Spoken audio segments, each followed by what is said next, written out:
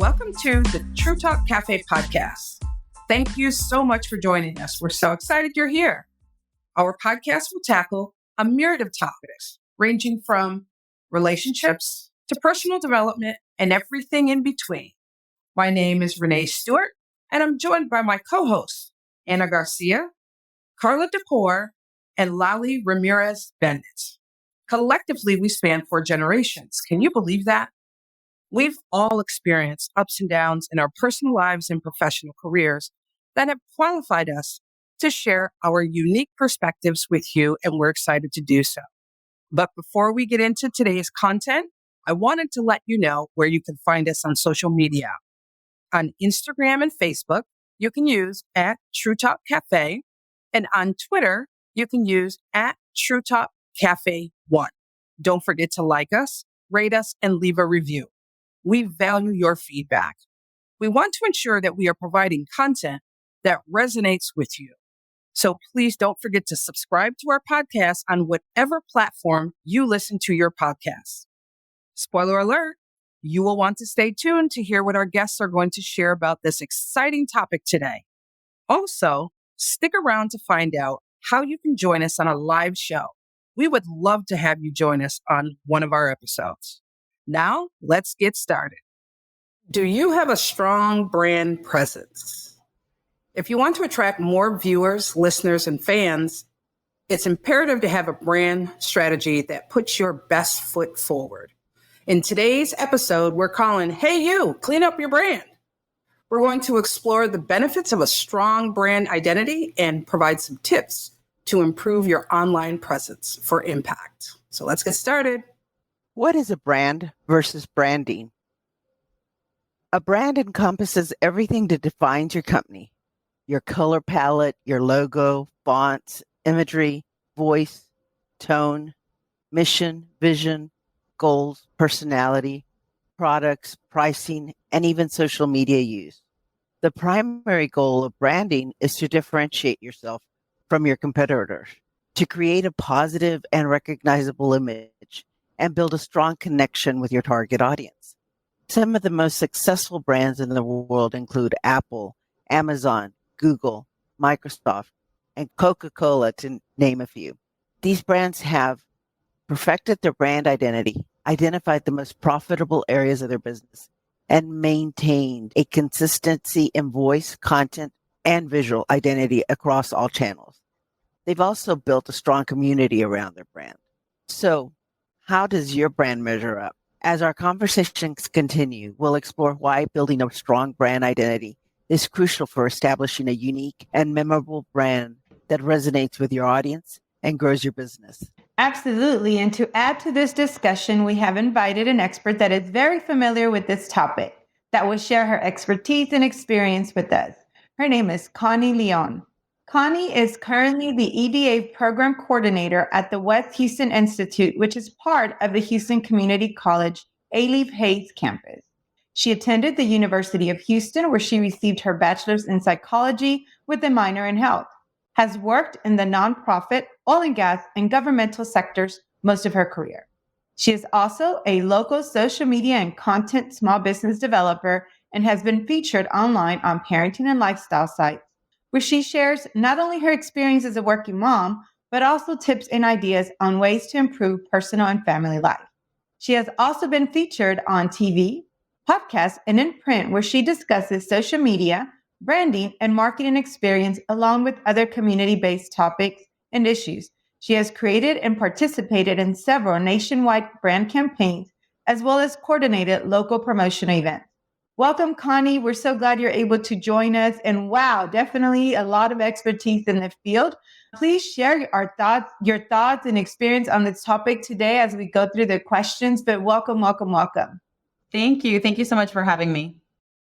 Absolutely. We're excited you're here with us.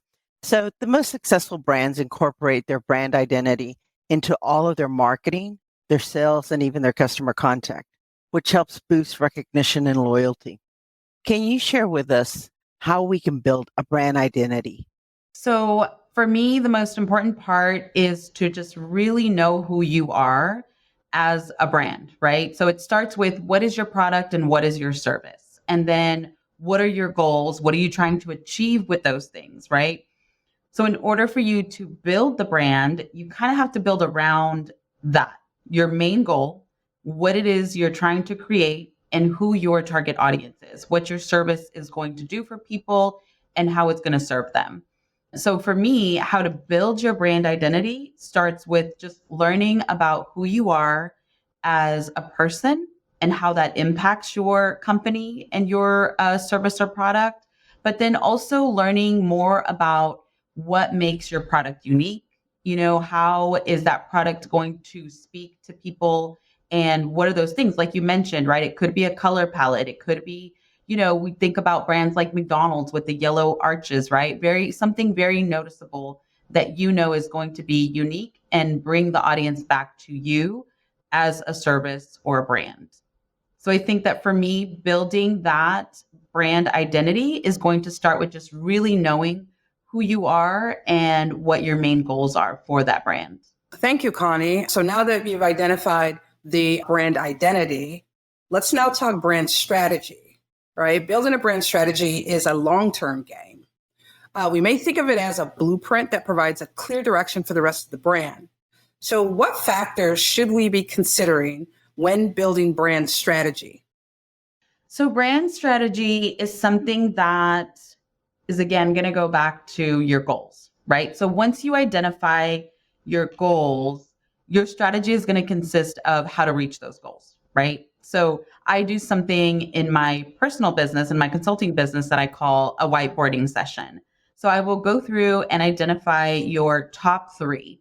You don't want to overwhelm yourself, right? You don't want to give yourself like 5 or 6 or 7 goals because they're not always going to be attainable. So for me, I think 3 is like a good number, where if you can identify your top 3 goals, right? For me, as a content developer or a small business developer, I like to think about my 3 goals as being finding my audience, finding my target audience, finding their needs or trying to fill those needs, and then helping them build their strategy towards meeting those needs.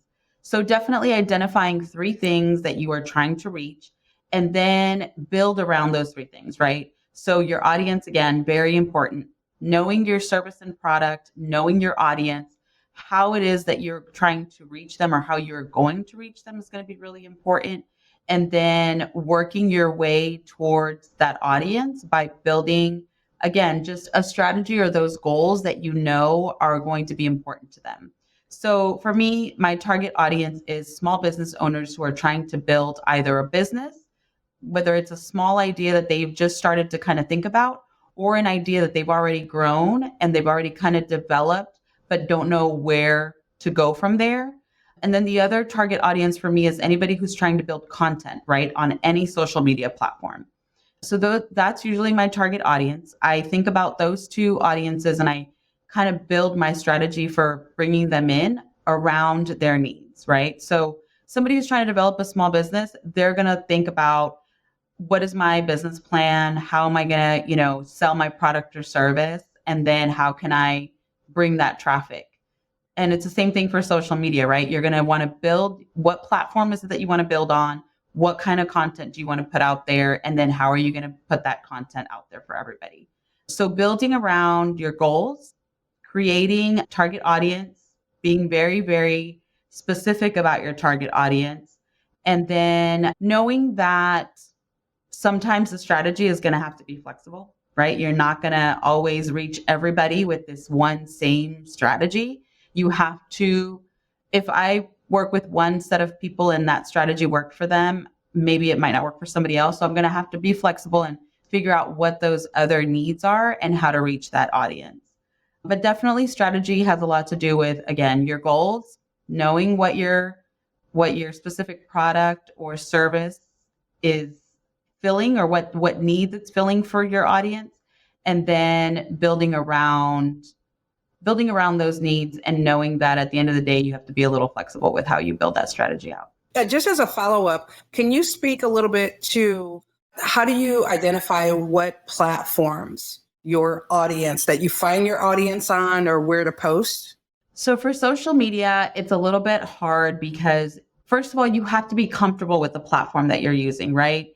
I am somebody who can use several platforms. I post on Facebook, I post on Instagram, I post on TikTok, and I will post on really anything. I used to do Pinterest and Twitter. So I try all the platforms, right? I have never really shied away from it, but I'm also really, really comfortable with like Facebook, LinkedIn, and Instagram. And I'm even far more comfortable with Instagram, right? So I have found what platform works best for me that I know I'm going to be consistent on and that I know that I'm just really going to like posting on, right? Facebook and LinkedIn for me are very business related. So I am very specific and very strategic about what I post there. My Instagram, whether it's my personal or my business one, I have a little bit more fun with them and I feel like I can be a little bit more creative. So I'm more comfortable there. So it's going to depend on the person. It's going to depend on your product or service because some of the products are more visual than others, right? So if your product is very visual heavy, then definitely I would do Instagram and TikTok. If you have a service and say it's like taxes or something more serious, then I would definitely try to lean more towards Facebook and LinkedIn because I know that that's where my audiences kind of sit. So it's going to depend on you as a business, right? What you're comfortable with. And then those platforms that you know are going to have your target audience. Hey, Connie, I know we're talking, business focused here, but some of us are the product. What would you tell to an individual that is probably just wanting to grow their social media presence organic, or they're trying to brand themselves for new opportunities or something? I had a career shift last year. What if somebody was trying to shift careers or something? What would you recommend as far as that strategy for individual branding? So I definitely had that. For me, I started as a blogger and a writer, right? So when I thought about my social media, it was always very much personal. My brand online was very personal. And it wasn't until I had to shift from being a professional, because I had a professional life and I had a career. So then I didn't really need my social media for more than my personal. But when I decided to build my own company, which was going to revolve around content development, then I shifted my identity towards a little bit less of, just personal stuff and bringing in more of my business side. I did ultimately decide to split my social media. So I do have a Instagram, which is totally personal. All of my just very not necessarily super personal, but family stuff, friends, trips, things that I do that I love to do, right? My hobbies versus my business page where I have definitely developed my content more around my niche audience, right? Small business owners, content developers. So for somebody who has shifted, you want to make your shift a little gradual. You don't want to be like super personal and then strictly business, right? Because you're going to lose people. If you do something to where you are constantly combining your personal and your business, it makes it a little bit easier to blend the two. It makes it a little bit more relatable, right? Like I know that a lot of my audience is looking for content development help or small business help. And because I've managed to gradually combine my pages where my personal has a little bit of my business stuff and then my business page has a little bit of my personal stuff, it's easier for people to say, oh, well, I know she does, business stuff. But then I also know that she speaks Spanish and she's a mom and, she's very culturally lean. So all of those things will matter at the end of the day, and people will see that as relatable, and they'll ultimately want to do business with you because they see you as relatable, right? So it's definitely something that you want to be gradual about and not be super extreme, right? You don't want to be very like personal, all the baby family pictures, and then all of a sudden you're in a suit and nothing else matters, right? You want to be a little gradual about it. I think that really helps to, the authenticity of a person and the credibility that you offer, right? Someone I really want to do business because I see that overall she's a great person. And so really that's kind of what we're doing when it's branding. It's how do you want people to perceive you, and being very aware of what's the story that you're putting out there, right? So very good tips. Yes. That's definitely something that I talk about a lot with my clients is being genuine, being real and raw, being yourself, but then also showing your expertise, right? Like there's nothing wrong with the fact that maybe I go out and hang out with my friends, go to brunch and do all these things. But then I also am very conscious of like my business side. And then I'll come in and share, business tips or content creating tips. And like you said, it just makes it a little bit more genuine to where it's like, oh, well, she's fun and she has fun, but then she also knows what she's talking about. So yeah, it's definitely a good blend of like your whole personality. That helps. Yeah. Can you define for us from a personal branding perspective, what are 3 types of content that we should be looking at creating every day to support our brand? And what are things that you can think of there? Yeah. So definitely it's always that balance, right? You always want to think about what is going to support my business and again, your product or service, right? Just really knowing what that is. And then what is that thing that's going to make me relatable, right? So for me, the 3 pieces that I always think about is, especially on my business page, what is like a really good business tip of the day, right? And you can post this across the board, right? You can post it on LinkedIn, Facebook, Instagram. If you have a graphic, like an infographic, I love doing like those little stackable the carousel on Instagram with the infographics. I do them on Canva, super easy. Or like a picture of myself, speaking somewhere or talking to a group and aligning that with a good business tip, right? So what is my business tip of the day? So definitely something that's related to your business or product that is a good tip for others. Another thing is a resource, right? Reposting or sharing somebody else's information, like this podcast, right? If I know that it's a good resource for other business women, then I'm going to repost something that you all post, right? Whether it's your newest podcast or maybe you all are speaking somewhere. So I'm going to share a resource. That's something that's very important. Again, a resource can be shared on Facebook, LinkedIn, and Instagram across the board. You want stuff that is evergreen, right? Stuff that you are going to be able to post. And then going back to like the personal, just having that one piece of content of like, I survived my day. I always like the Sunday night reminders, right? Like, here's your Sunday night reminder, like tomorrow's Monday, a good motivational post, right? Like they talk about motivational Mondays, but for me, it's the Sunday night reminder because there's for some reason something about Sunday night that people get really sad about. So that Sunday night kind of reminder or motivation of like, we're going to make it through this next week. I have a plan. Or just, I made it through my weekend. Let me get my head straight and start my week. So I think for me, it's going to be a good tip, regardless of what your service or product is, a resource, and then something that's personal or motivational that can help somebody else. Very good. Thank you. All right. So before we start wrapping up our topic, is there anything else, Connie, feel is important or something that we should share with our audience on branding? I think definitely for branding, and we talk about like, your fonts and your colors and standing out. But I think just being yourself, right? Whether that is a service or a product, being yourself. Like we know that there's all these super recognizable brands out there and we would love to, kind of be like them and go viral and all these things. But being yourself, being authentic and knowing that some of these things, like maybe you naturally, you love blue or you love pink or whatever your color is, or your font's a certain font that you always have to use. Those things are important, right? And they'll make you stand out. But honestly, just being yourself.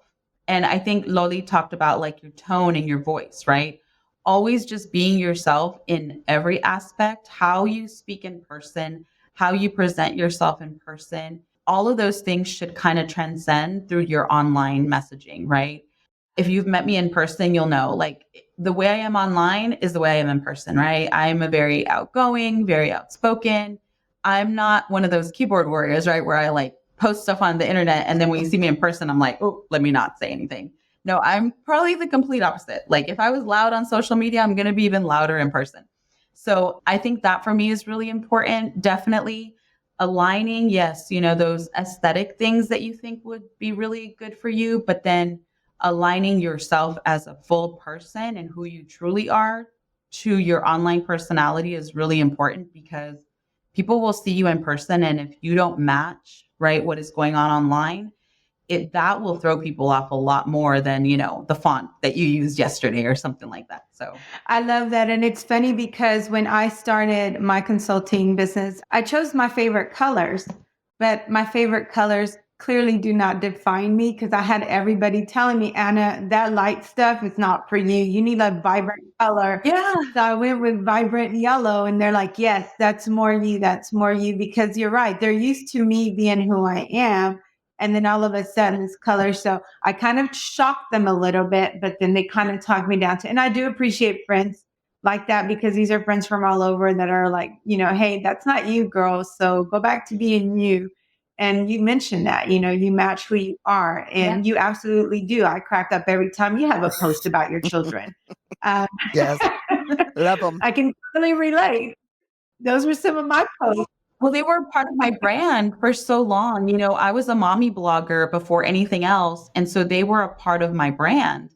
And as they've gotten older, not that they've like shied away from it. No, they love being in front of the camera. They love talking to people, but I had to kind of shift, right? Because they are getting older. So they're not fully part of my brand anymore.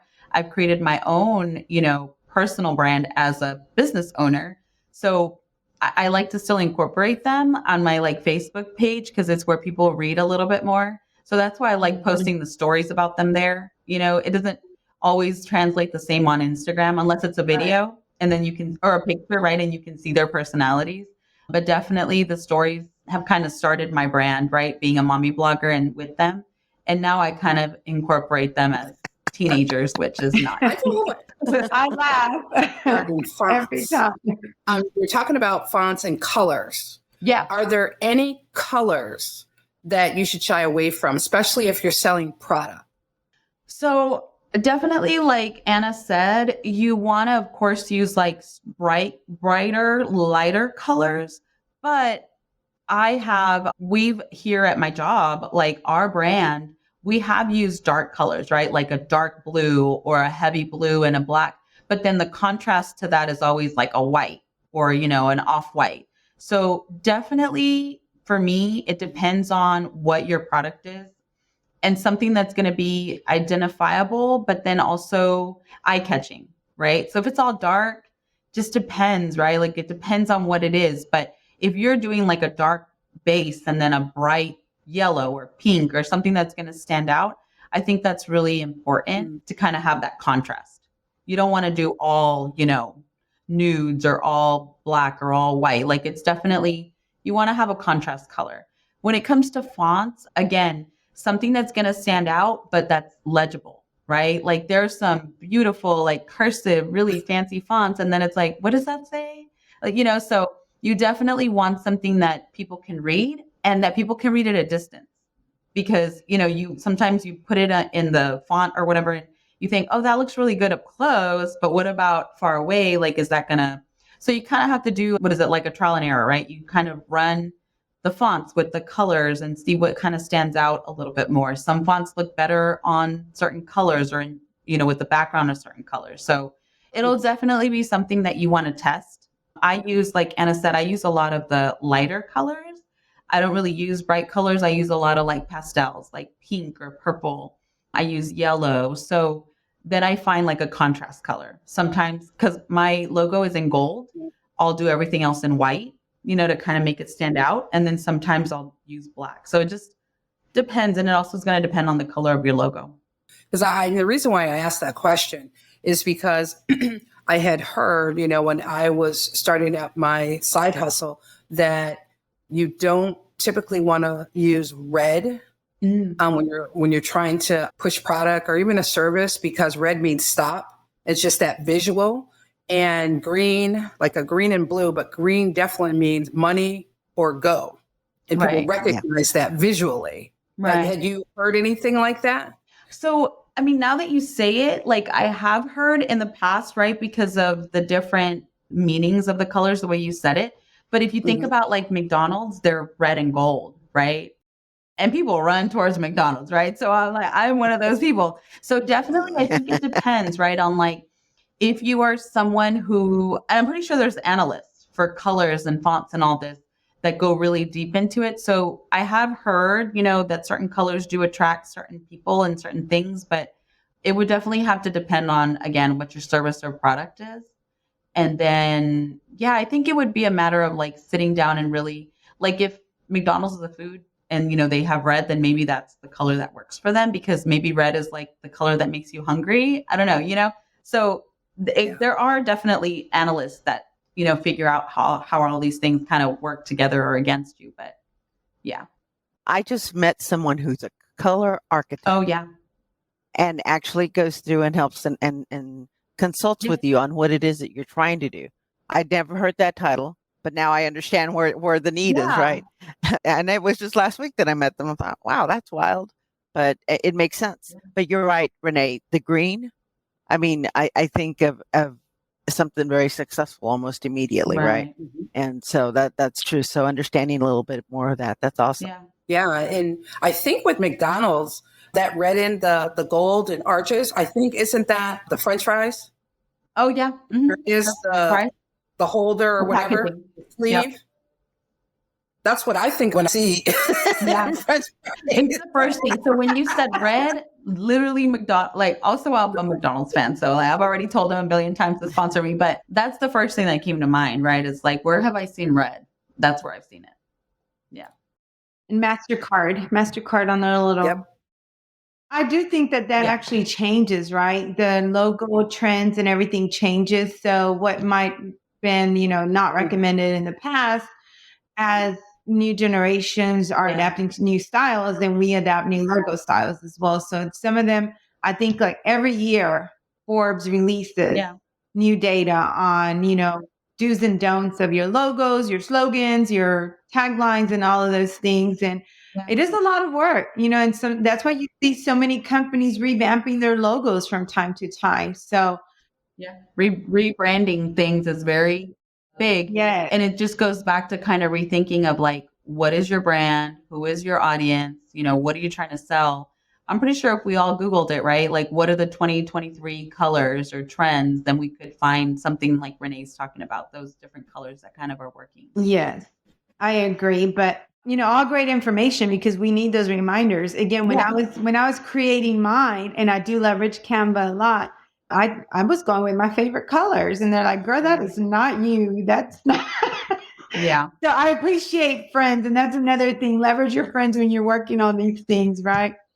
So thank you so much for all this information, Connie. I do have some 10 branding tips that we want to share with you guys. And these are just pointers on how to build a distinctive brand that we found also through research, but clearly recognize yourself. There should be a connection between the name of your business and products and services you provide.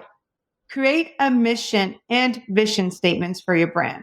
What are the objectives of the company and how will it benefit your target market? Goes back to the strategy Connie was mentioning. Ask questions to your customers. Unless you know who your target audience is, you won't know how to generate brand recognition that catches the eye of the correct people. Again, know your platform, everything we talked about today. Be consistent. Consistent messaging is needed to build brand awareness. I cannot stress that one enough. I am one of the most inconsistent people lately on social media. And you do notice if you keep up with the data that these platforms provide you, you see where it starts dropping, et cetera. So be consistent. Recognize what makes you different. Create a unique selling proposition. Know your product and know why it's different. I think, Connie, you shared that with us as well. Incorporate your company logo in everything you do. It should be memorable enough to distinguish your company from the rest of the pack. Build a brand story and message. Your language should be easily understood while also evoking strong feelings in the listener. Build memorable brand associates.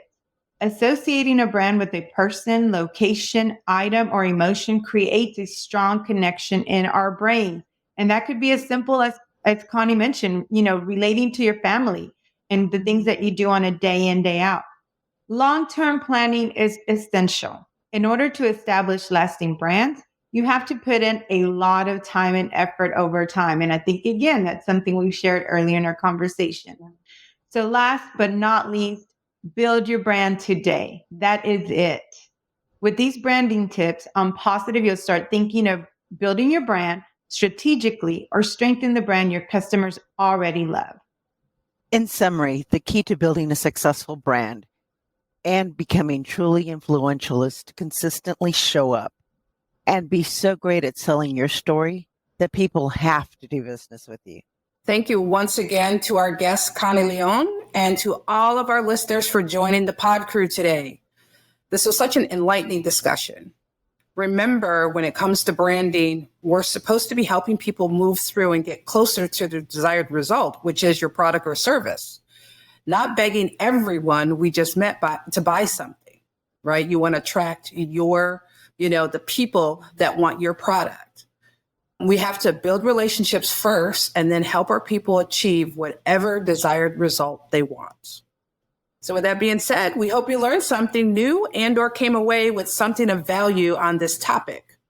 Now you can follow our guest, Connie Leon, on Instagram at Soy Connie Leon. That's SOYCONNIELEON, or Creativity Well. We're going to add that into our show notes so that you can reach out to Connie and connect with her on her platforms. As promised, here's how to join us as an audience member on our next show episode. We hope you're just as excited as we are. Go to our True Talk Cafe Facebook page and send us a request to attend Season 2, Episode 10 as an audience member. Be sure to use the hashtag TTCS2EP10. Again, that's TTC, S as in Sam, 2E, P as in Paul, 10. We will respond to your requests with our podcast website link, where you'll need to enter your preferred email address for us to send the audience link. We'll also send all audience members a reminder the day before the show recording. It's going to be so much fun to have you join us live. As always, we welcome your feedback, so please let us know your thoughts about today's show. Leave a comment or review. We'll respond to all comments, so please be nice. We'd love to hear your thoughts about today's topic. Please do not forget to like and rate the episode. We appreciate you tuning into our podcast, and we hope you join the TTC Crew Facebook page. Again, you can find us on Instagram, Facebook by using @TrueTalkCafe, and on Instagram on Twitter, or X as it is now, using @TrueTalkCafe1. Please use the hashtag TTC Talks or True Talk Tuesdays. Recommendations for discussion topics are always welcome. We want to ensure we are providing content that is of value to you, so don't forget to hit the subscribe button. Thanks for listening, and we hope you join us on our next podcast episode. It's sure to be an engaging conversation. Talk soon.